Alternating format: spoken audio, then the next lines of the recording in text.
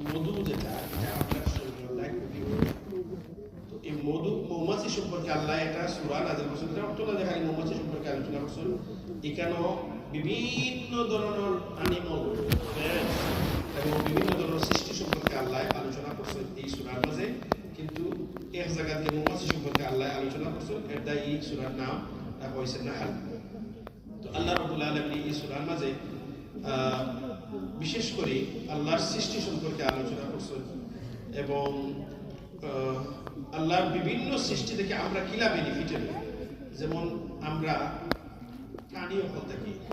আল্লাহ এখানে মনে হয় একটা প্রাণী থেকে আমরা কিতা করি জুলুদিলা নামি বুয়ুতান তাস্তাফিতুনা ইয়াওমা যানি ওয়া ইয়াউমিল আসওয়াফিয়া ওয়া বারিয়া ওয়া শারিয়া সাসা ওয়া মাতান ইলা হিন। যে একটা প্রাণী দেখো আমি আসলে লম্বা হইলাম একটা প্রাণী থেকে আমরা যেটা দুধ খাই বই থেকে we drink milk from where we get that from cow. Alhamdulillah, some people they drink milk of camel or goat, so milk comes from where? From animals. আচ্ছা এবারে এই অ্যানিমাল সম্পর্কে আমরা কি তা বলি ও আলবানিয়া দুধ খাই ও আশআরিয়া ওজনে যেটা মানে যেটা এটারে উল বা লোন ইত্যাদি আমরা আরো বিভিন্ন জিনিস বানাই। people make so many things আর কি তখন বলে বোন যেটা আছে বোন দিয়েও আরো বিভিন্ন জিনিস বানাই। দেখো যে গরু হোক বা খেমল হোক বা বিভিন্ন জিনিসের কথা দিয়ে বানাই। আমরা যদি এটার স্কিন যেটা আছে এটা দিয়ে লেদার করি আমরা জুতা বানাই আর কতটা বানাই। মিট আমরা খাই, মিট না খাইলে এখানে যদি মিট বন্ধ হয় বলে এক সপ্তাহ বলে আর মিট দেওয়া হতো না কি তো ফোকাস নেই।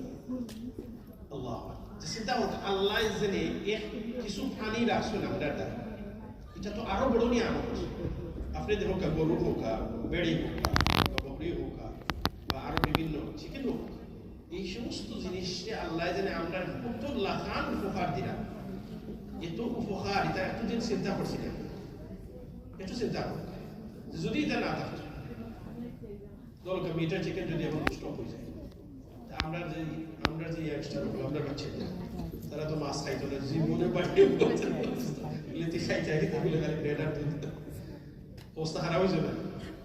আল্লাহ জানি কত জিনিস আমরা দিছে, আল্লাহর শুকরিয়া আমরা করতাম না করতাম এবং এটা চিন্তা করতাম ও যে হানি কথা আমরা বললাম হানি এত একটা বালা জিনিস। আল্লাহর হাবিব সাল্লাল্লাহু আলাইহি ওয়াসাল্লাম ফরমাইছেন এটা শিফা এবং জমজমও শিফা। আপনারা পিওর হানি যদি খাইতেন